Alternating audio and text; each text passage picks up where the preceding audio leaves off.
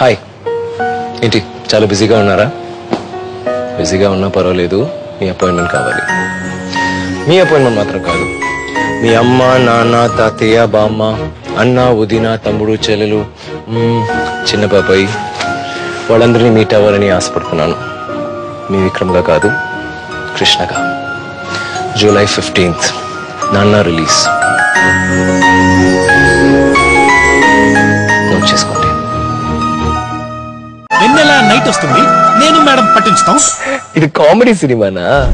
మళ్ళీ రాజుగారేనా? ఇది పిల్లల సినిమా. ఎమోషనల్ సినిమానా? Action cinema? Love story?